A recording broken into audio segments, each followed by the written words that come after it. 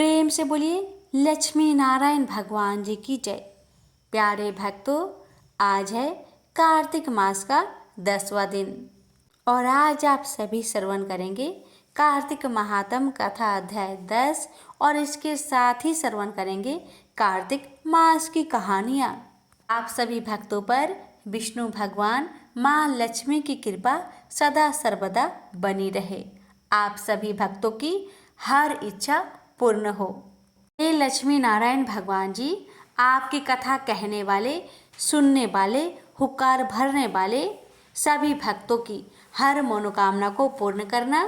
की मंगल कामना के साथ आज की कथा को शुरू करते हैं।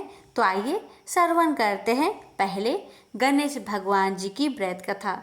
तो प्रेम से बोलिए गणेश भगवान जी की जय हो। आपसे हमारी निवेदन है कि इस कथा को ज़्यादा से ज़्यादा शेयर करें।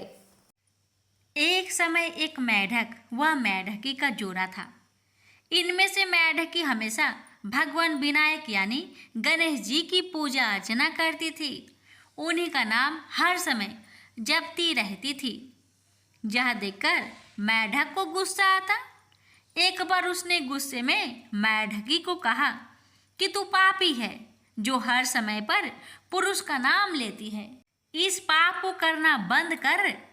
धमकी भी दी, यदि आज के बाद विनायक जी का नाम लिया तो वह उसका सिर फोड़ देगा। कथा के अनुसार मेढकी इस बात से गणेश जी उससे नाराज हो जाते हैं।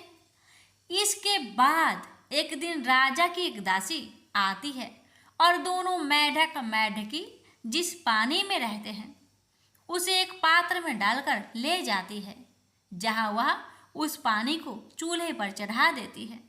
तभी मेढकी तो भगवान गणेश का नाम लेने से उबलते पानी में भी कष्ट नहीं पाती, लेकिन मेढक दर्द से करा उठता है।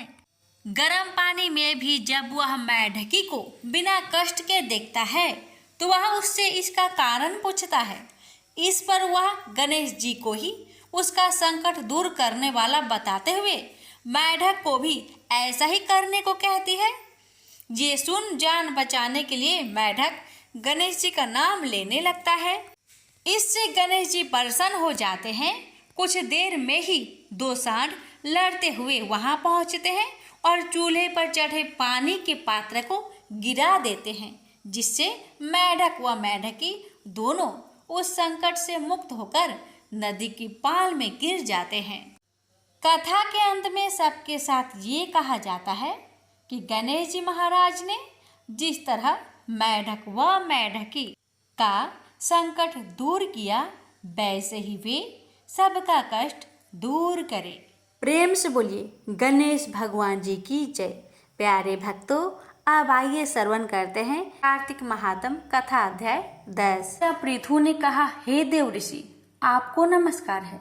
कृपा कर आप यह कहिए कि जिस समय भगवान शंकर ने अपने माथे का वह तेज क्षीर सागर में डाल दिया तो उस समय क्या हुआ? नारद जी ने कहा, हे राजन, जब भगवान शंकर ने अपना वह तेज क्षीर सागर में डाल दिया तो उस समय वह शीघ्र ही पालक होकर गंगा सागर के संगम में बैठकर संसार को भय देने वाला रुदन करने लगा। उसके रुदन से समस्त संसार व्याकुल हो उठा। लोकपालों के मन में भी व्याकुलता हुई। चराचर चलायमान हो गया। शंकर सुवन के रुदन से ब्राह्मण व्याकुल हो गए। समस्त देवता और ऋषि मुनि व्याकुल होकर लोक पितामह श्री ब्रह्मा जी की शरण में गए। सबने मिलकर श्री ब्रह्मा जी को प्रणाम किया और उनकी स्तुति की। फिर कहा कि हे पितामह, यह तो बड़ा भयंकर समय उपस्थित हुआ है। हे महायोगिन, इसका नाश कीजिए। तब देवताओं की ऐसी बात सुनकर ब्रह्मा जी सत्य लोक से उतरकर उस बालक को देखने के लिए समुद्र तट पर आए। समुद्र ने ब्रह्मा जी को आता देखकर प्रणाम किया। बालक को उठाकर उनकी गोद में दे दिया। तब विस्मित होकर श्री ब्रह्मा जी ने पूछा, हे सागर, तुम शीघ्र कहो कि यह बालक किसका है? समुद्र ने विनम्र शब्द में कहा, प्रभु, यह तो मैं नहीं जानता, किंतु मुझे इतना अवश्य ज्ञात है कि यह गंगा सागर के संगम में प्रकट हुआ है। अतएव हे जगत गुरु, आप इस बालक का जात कर्म आदि संस्कार कीजिए, इसका जातक फल बताइए। नारद जी कहते हैं कि इधर तो सागर ब्रह्मा जी के गले में हाथ डालकर बार बार उनका आकर्षण कर रहा था। फिर तो उसने ब्रह्मा जी का गला इतनी जोर से पकड़ा कि उससे पीड़ित हो ब्रह्मा जी के नेत्रों से आंसू टपकने लगे। किसी प्रकार से ब्रह्मा जी ने अपने दोनों हाथों का जोर लगाकर अपना गला छुड़ाया और सागर से कहा, सागर सुनो, मैं तुम्हारे पुत्र का जातक फल कहता हूँ। मेरे नेत्रों से जो यह जल निकला है, इसी कारण इसका नाम जलंधर होगा।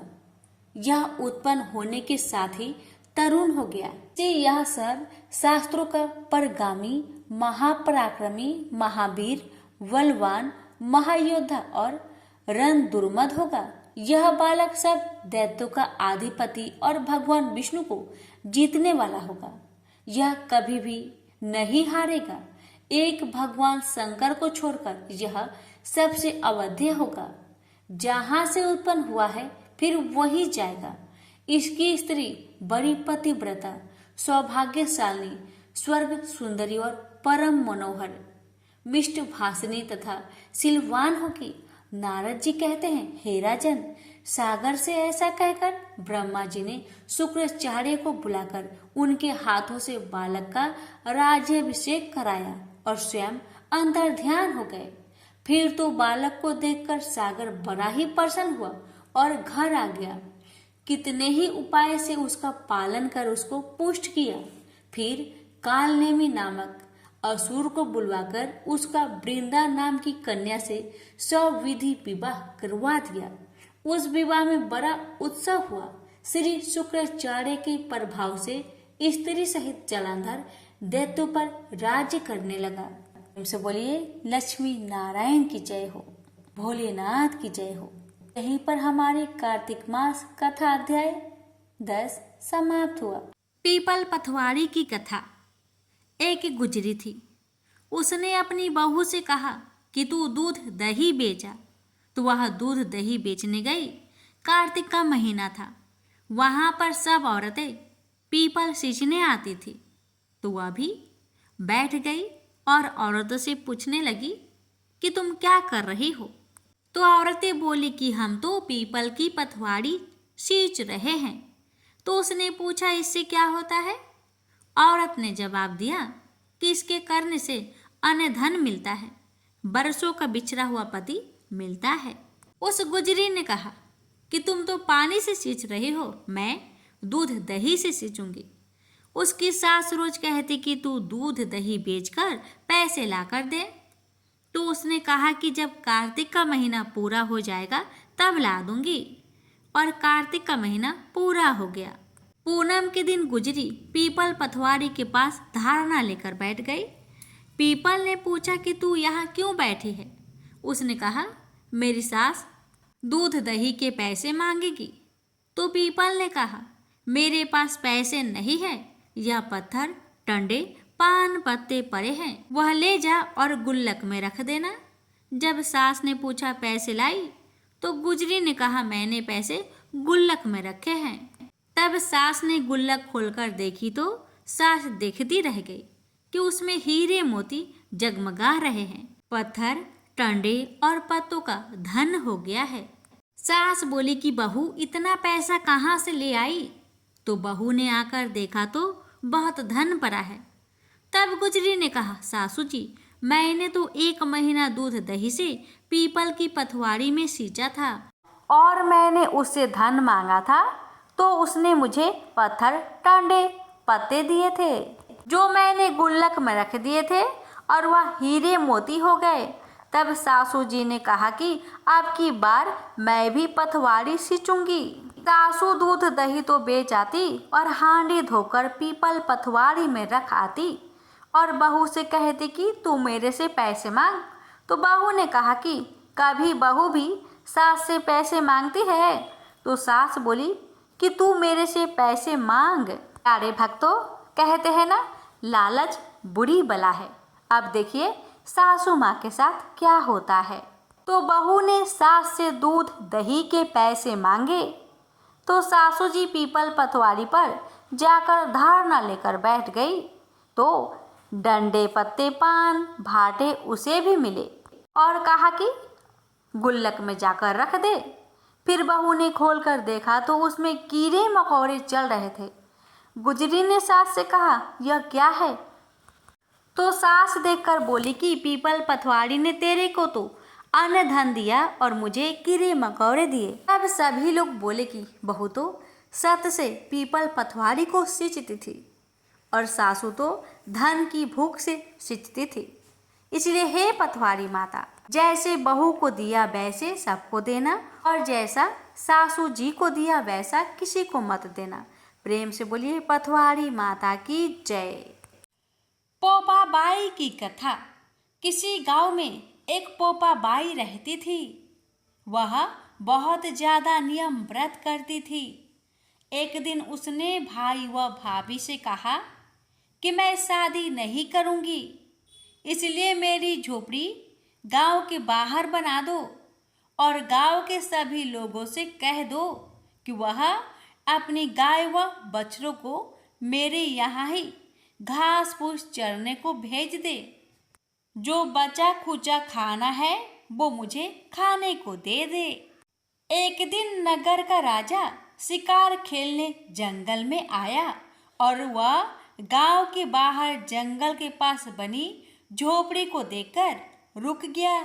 झोपड़ी के पास जाकर उसने आवाज लगाई कि कौन है, लेकिन भीतर से कोई आवाज न आने पर वह लगातार दरवाजा खटखटाता रहा।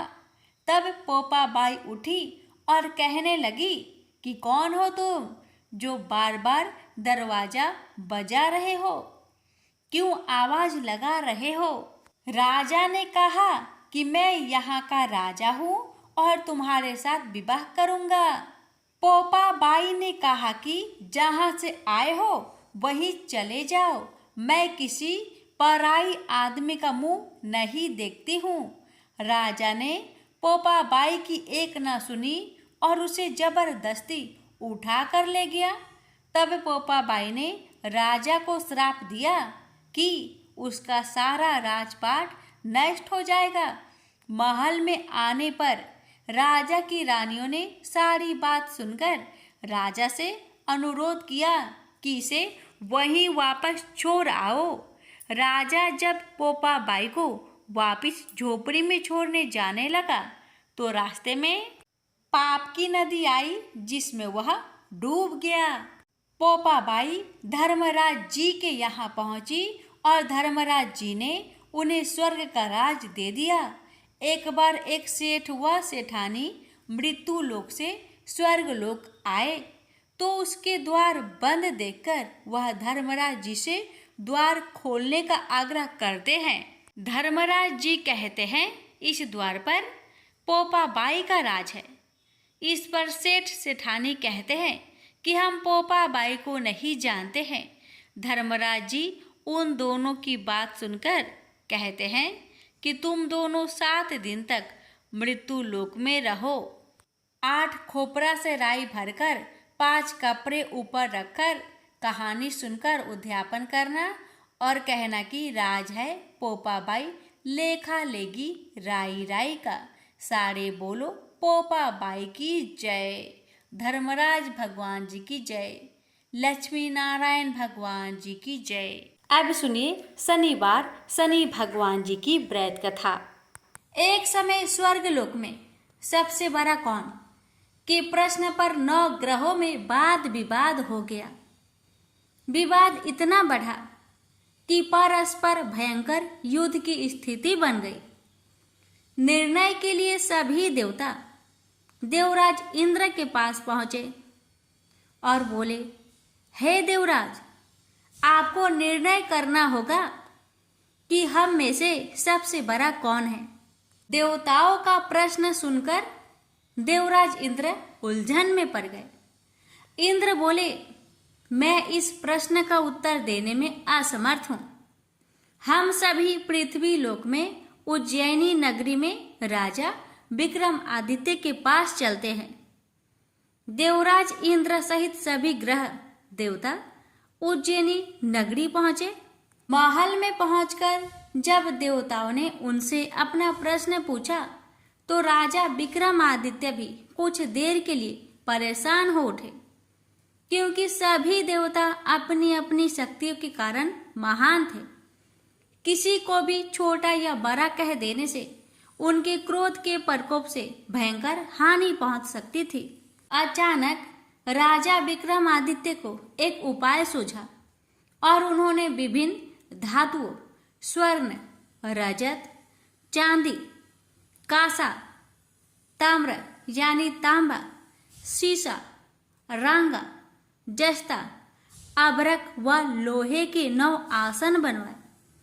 धातुओं के गुणों के अनुसार सभी आसनों को एक दूसरे के पीछे रखवाकर उन्होंने देवताओं को अपने अपने सिंहासन पर बैठने के लिए कहा।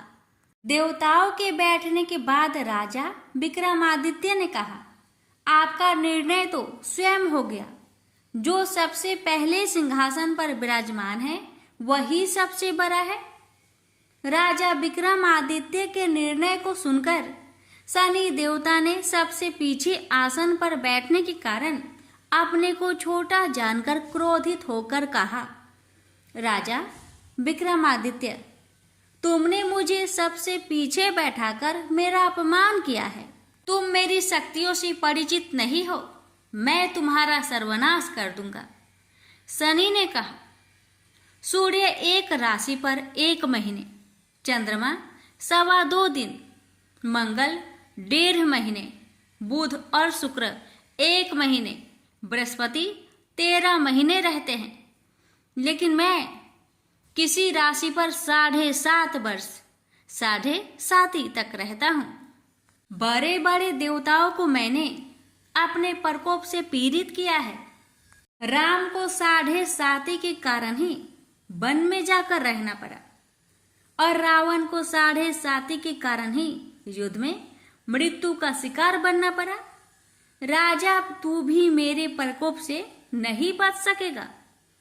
इसके बाद अन्य ग्रहों के देवता तो प्रसन्नता के साथ चले गए, परंतु शनिदेव बड़े क्रोध के साथ वहां से विदा हुए। राजा विक्रमादित्य पहले की तरह ही न्याय करते रहे। अन्य राज्यों में सभी स्त्री पुरुष बहुत आनंद से जीवन यापन कर रहे थे। कुछ दिन ऐसे ही बीत गए। उधर शनि देवता अपने अपमान को भूले नहीं थे। विक्रम आदित्य से बदला लेने के लिए एक दिन शनिदेव ने घोड़े के व्यापारी का रूप धारण किया और बहुत से घोड़े के साथ उज्जैनी नगरी पहुंचे। राजा विक्रमादित्य ने राज्य में किसी घोड़े के व्यापारी की आने के समाचार सुना तो अपने अश्वपाल को कुछ घोड़े खरीदने के लिए भेजा। घोड़े बहुत कीमती थे। अश्वपाल ने जब वापस लौटकर इस संबंध में बताया तो राजा विक्रमादित्य ने स्वयं आकर एक सुंदर व शक्तिशाली घोड़े को पसंद किया। घोड़े की चाल देखने के लिए राजा उस घोड़े पर सवार हुए तो वह घोड़ा बिजली की गति से दौड़ पड़ा। तेजी से दौड़ता घोड़ा राजा को दूर एक जंगल में ले गया और फिर राजा को वहां गिराकर जंगल में कहीं गायब हो गया। राजा अपने नगर को लौटने के लिए जंगल में भटकने लगा, लेकिन उन्हें लौटने का कोई रास्ता नहीं मिला। राजा को भूख प्यास लगाई। बहुत घूमने पर उसे एक चरवाहा मिला। राजा ने उससे पानी मांगा। पानी पीकर राजा ने उस चरवाहे को अपनी अंगूठी दे दी। फिर उससे रास्ता पूछकर वह जंगल से निकलकर पास के नगर में पहुंचा। राजा ने एक सेठ की दुकान पर बैठकर कुछ देर आराम किया। उस सेठ ने राजा से बातचीत की तो राजा ने उसे बताया कि मैं उज्जैनी नगरी से आया हूँ। राजा के कुछ देर दुकान पर बैठने से सेठ जी की बहुत बिक्री हुई। सेठ ने राजा को बहुत भाग्यवान समझा और खुश होकर उसे अपने घर भोजन के लिए ले गया। सेठ के घर में सोने का एक हार खूंटी पर लटका हुआ था। राजा को उस कमरे में छोड़कर सेठ कुछ देर के लिए बाहर गया। तभी एक आश्चर्यजनक घटना घटी। राजा के देखते देखते सोने के उस हार को खोटी निकल गई। सेठ ने कमरे में लौटकर हार को गायब देखा तो चोरी का संदेह राजा पर ही किया, क्योंकि उस कमरे में राजा ही अकेला बैठा था। सेठ ने अपने नौकरों से कहा कि इस परदेसी को रस्सियों से बांधकर नगर के राजा के पास ले चलो। राजा ने विक्रमादित्य से हार के बारे में पूछा तो उसने बताया कि उसके देखते ही देखते खोटी ने हार को निगल लिया था। इस पर राजा ने क्रोधित होकर चोरी करने के अपराध में विक्रमादित्य के हाथ पांव कटवाने का आदेश दे दिया। राजा विक्रमादित्य के हाथ पांव काटकर उसे नगर के सड़क पर छोड़ दिया गया। कुछ दिन बाद एक तेली उसे उठाकर अपने घर ले गया और उसे अपने कोल्हू पर बैठा दिया। राजा आवाज देकर बैलों को हाँकता रहता। इस तरह तेली का बैल चलता रहा और राजा को भोजन मिलता रहा। शनि के प्रकोप की 7.5 पूरी होने पर वर्षा ऋतु आरंभ हुई। राजा विक्रमादित्य एक रात मेघ मल्हार गा रहा था कि तभी नगर के राजा की लड़की राजकुमारी मोहिनी रथ पर सवार उस तेली के घर के पास से गुजरी। उसने मेघ मल्हार सुना तो उसे बहुत अच्छा लगा और दासी को भेजकर गाने वाले को बुला लाने को कहा। दासी ने लौटकर राजकुमारी को अपंग राजा के बारे में सब कुछ बता दिया। राजकुमारी उसके मेघ मल्हार से बहुत मोहित हुई, अतः उसने सब कुछ जानकर भी अपंग राजा से विवाह करने का निश्चय कर लिया। राजकुमारी ने अपने माता पिता से जब यह बात कही तो वे हैरान रह गए। रानी ने मोहिनी को समझाया, बेटी तेरे भाग्य में तो किसी राजा की रानी होना लिखा है, फिर तू उस अपंग से विवाह करके अपने पांव पर कुल्हाड़ी क्यों मार रही है। राजकुमारी ने अपनी जिद नहीं छोड़ी। अपनी जिद पूरी करने के लिए उसने भोजन करना छोड़ दिया और प्राण त्याग देने का निश्चय कर लिया। आखिर राजा रानी को विवश होकर अपंग विक्रमादित्य से राजकुमारी का विवाह करना पड़ा। विवाह के बाद राजा विक्रमादित्य और राजकुमारी तेली के घर में रहने लगे। उस रात स्वप्न में शनिदेव ने राजा से कहा, राजा तुमने मेरा प्रकोप देख लिया, मैंने तुम्हें अपने अपमान का दंड दिया है। राजा ने शनिदेव से क्षमा करने को कहा और प्रार्थना की, हे शनिदेव, आपने जितना दुख मुझे दिया है अन्य किसी को न देना। शनिदेव ने कुछ सोचकर कहा, राजा मैं तुम्हारी प्रार्थना स्वीकार करता हूँ। जो कोई स्त्री पुरुष मेरी पूजा करेगा, शनिवार को व्रत करके मेरी व्रत कथा सुनेगा, उस पर मेरी अनुकंपा बनी रहेगी। प्रातःकाल राजा विक्रमादित्य की नींद खुली तो अपने हाथ पांव देखकर राजा को बहुत खुशी हुई। उसने मन ही मन शनिदेव को प्रणाम किया।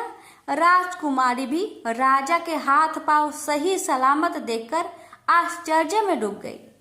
राजा विक्रमादित्य ने अपना परिचय देते हुए शनिदेव के प्रकोप की सारी कहानी सुनाई। सेठ को जब इस बात का पता चला तो दौड़ता हुआ तेली के घर पहुंचा और राजा के चरणों में गिरकर क्षमा मांगने लगा। राजा ने उसे क्षमा कर दिया, क्योंकि यह सब तो शनिदेव के प्रकोप के कारण हुआ था। सेठ राजा को अपने घर ले गया और उसे भोजन कराया। भोजन कराते समय वहां एक आश्चर्यजनक घटना घटी। सबके देखते देखते उस खूंटी ने हार उगल दिया। सेठ जी ने अपनी बेटी का विवाह भी राजा के साथ कर दिया और बहुत से स्वर्ण आभूषण धन आदि देकर राजा को विदा किया। राजा विक्रमादित्य राजकुमारी मोहिनी और सेठ की बेटी के साथ उज्जैनी पहुंचे तो नगर वासियों ने हर्ष से उनका स्वागत किया। अगले दिन राजा विक्रमादित्य ने पूरे राज्य में घोषणा कराई कि शनिदेव सब देवों में सर्वश्रेष्ठ है। प्रत्येक स्त्री पुरुष शनिवार को उनका व्रत करे और व्रत कथा अवश्य सुने।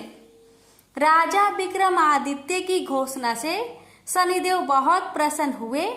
शनिवार का व्रत करने और व्रत कथा सुनने के कारण सभी लोगों की मनोकामनाएं शनिदेव की अनुकंपा से पूरी होने लगी। सभी लोग आनंद पूर्वक रहने लगे। प्रेम से बोलिए शनि महाराज की जय हो। श्रीमद् भागवत गीता पाठ अध्याय 10। कृष्ण भगवान बोले, हे महाबाहो, मेरी और भी कल्याण कारण वचन सुनो। तुम पर मेरी अत्यंत प्रीति है, अतएव तुम्हारे कल्याण के लिए मैं कहता हूँ। मेरी उत्पत्ति का हाल न तो देवता ही जानते हैं और न महर्षि लोग। मैं ही देवों और महर्षियों का आदि कारण हूँ, जो मुझे अनजन्मा अनादि और सब लोगों का ईश्वर मानते हैं। वे सब मोह रहित है, उनके पाप नष्ट हो जाते हैं। बुद्धिमान, क्षमा, सत्य, दंभ, सम, सुख, दुख, जन्म मरण, भय अभय, अहिंसा, ममता, संताप, तप, दान, यश, अपयश इत्यादि जो अनेक प्रकार के भाव हैं, वे सब मुझसे उत्पन्न होते हैं। 7 महर्षि और उनसे पहले 4 मनुष्य मेरे मन से उत्पन्न हुए। जो मनुष्य मेरी इस विभूति को भली भांति जानते हैं, वे निश्चय योग से सिद्ध होते हैं। इसमें संदेह नहीं, यह जानकर कि मैं ही सबको उत्पन्न करता हूँ और मुझी से सबकी प्रवृत्ति होती है। विवेकी प्राणी मेरी उपासना करते हैं। वे मुझी में चित्त और प्राण को लगाकर एक दूसरे को समझाते हुए भजन करते तथा सदा संतुष्ट और सुखी रहते हैं। इसको सावधान करके प्रीति पूर्वक भजन करने वाले को मैं ऐसा बुद्धि योग देता हूँ जिससे वे मुझे प्राप्त कर लेते हैं। उन पर अनुग्रह करके मैं उनकी बुद्धि में स्थित हो देदीप्यमान ज्ञान देता हूँ। अर्जुन ने कहा, आप परम ब्रह्मा हो, परम धाम हो, परम मित्र, अचल और दिव्य पुरुष हो, आदि देव हो, अनजन्मा हो, सन्यासी हो। तुमको सब ऋषि, देव ऋषि नारद, अमित, देवज्ञ और व्यास भी ऐसा कह गए और स्वयं में वह तुम भी कह रहे हो। हे केशव, जो तुमने मुझसे कहा है सो सब सत्य मानता हूँ। हे भगवान, देवता और दानव इन दोनों ने ही तुम्हारे रूप को नहीं जाना है। सब चीजों के उत्पन्न करने वाले भूतेश, हे देव, हे जगतपते, हे पुरुषोत्तम, आप स्वयं ही अपने को जानते हैं। अतः आप अपनी गत दिव्य विभूतियों का हाल पूर्णतया वर्णन कीजिए, जिनके द्वारा आप इन सब लोकों में व्याप्त हो रहे हैं। चिंतन करता हुआ भी मैं आपको किस प्रकार से जान सकता हूँ? आपका ध्यान किन किन भावों से करना उचित है? हे जनार्दन, कृपया अपनी माया और विभूतियों को विस्तार से कहिए। अमृत रूपी आपकी इस वाणी को सुनने से मेरा मन तृप्त नहीं होता। श्री कृष्ण बोले, मेरा विस्तार तो अनंत है, तो भी मुख्य मुख्य विभूतियों को मैं तुम्हें सुनाता हूँ। गुणकेश, समस्त भूतों के अंत कारण में रहने वाला आत्मा मैं ही हूँ। मैं ही उनका आदि मध्य अंत हूँ। मैं ही आदित्य में विष्णु, प्रकाश को मैं अनेक किरणों से भूषित सूर्य, मरुद गणों में मरीच, नक्षत्रों में चंद्रमा मैं ही हूँ। मैं वेदों में सामवेद, देवों में विष्णु, इंद्रियों में मन और धृत मात्र में चैतन्य मैं ही हूँ। रुद्रों में शिव, यज्ञों में कुबेर, अष्ट वस्तुओं में अग्नि और पर्वतों में सिमरु मैं ही हूँ। हे पार्थ, पुरोहितों में बृहस्पति, सेनापतियों में स्कंद और जलाशयों में समुद्र मैं ही हूँ। मैं महर्षियों में भृगु बानी हूँ, अक्षरों में ओंकार, यज्ञों में जैप, यज्ञों और स्वथवारों में हिमालय मैं ही हूँ। वृक्षों में पीपल, देव ऋषियों में नारद, गंधर्वों में चित्ररथ, सिद्धों में कपिल मुनि, वेदों में अमृत से उत्पन्न उच्च श्रवा, गजेंद्रों में ऐरावत और मनुष्यों में राजा मैं ही हूँ। धातुओं में वज्र, गौओं में कामधेनु, प्रजा की उत्पत्ति करने वालों में कामदेव और सर्पों में वासुकी मैं ही हूँ। नागों में शेषनाग, जलचरों में वरुण, पितरों में आर्यमा और शासन करने वालों में यमराज मैं ही हूँ। शुद्ध करने वालों में वायु, शस्त्रधारियों में राम, नदियों में गंगा मैं ही हूँ। हे अर्जुन, मैं सब प्राणियों का आदि अंत विद्याओं में आध्यात्म विद्या और वाद विवादों में वाद मैं ही हूँ। अक्षरों में ओमकार में दंड, अक्षय कोक और 4 मुख वाला ब्रह्म भी मैं ही हूँ। सबको हरने वाली मृत्यु, भविष्य में होने वाले पदार्थों की उत्पत्ति, स्त्रियों में कृति, लक्ष्मी, वाणी, स्मृति, मेधा, धृति और क्षमा मैं ही हूँ। सामवेद में ब्रह्म सत्साम, छंदों में गायत्री, मासों में मार्गशीर्ष और ऋतुओं में बसंत मैं ही हूँ। यादवों में वासुदेव, पांडवों में अर्जुन, मुनियों में व्यास और कवियों में शुक्र मैं ही हूँ। दमन करने वालों में दंड, जय चाहने वालों में नीति, गुहा पदार्थों में मौन तथा ज्ञानियों में ज्ञान मैं ही हूँ। और हे अर्जुन, भूत भाव का जो बीज है वह भी मैं ही हूँ। मेरे अतिरिक्त चराचर भूत कुछ भी नहीं है। ये परंतप दिव्य विभूतियों का अंत नहीं है। विभूतियों का विस्तार मैंने संक्षेप में कहा है। जो वस्तु ऐश्वर्यवान, शोभ्यमान और यशवान है, उन्हें मेरे ही तेज के अंश से उत्पन्न हुआ जानो। यही जानो कि मैं अपने एक ही अंश से इस संपूर्ण जगत में व्यापक हूँ। प्रेम से बोलिए श्री कृष्ण भगवान की जय। अब सुनिए 10वें अध्याय का महात्म्य। नारायण जी बोले, हे लक्ष्मी जी, अब 10वें अध्याय का महात्म्य मैं कहता हूँ, आप श्रवण करें। एक बनारस क्षेत्र, गंगा जी का स्नान, संतों तथा काशी विश्वनाथ जी का दर्शन, अन्न को छोड़ना, एकादशी का दिन। हे स्वामी, इसने ऐसा क्या पुण्य किया था जिससे इसको यह गति प्राप्त हुई? शिव जी बोले, हे श्रृंगी, एक दिन यह ब्राह्मण विश्वेश्वर महादेव जी के दर्शन को जा रहा था। मार्ग में धूप की गर्मी के कारण एक समय कैलाश पर्वत पर पार्वती और हम बैठे हुए थे। एक हंस मेरे दर्शन को आया। वह हंस ब्रह्मा का वाहन था। ब्रह्मलोक से मान सरोवर को जाता था। उस सरोवर में सुंदर कमल के फूल थे। वह हंस एक कमल को लागने लगा।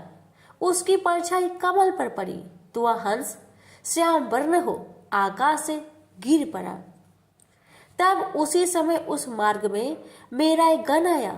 हंस को गिरा देख गण ने कहा, हे स्वामी, वह हंस आपके दर्शन को आया था, सो श्याम वर्ण हो गया।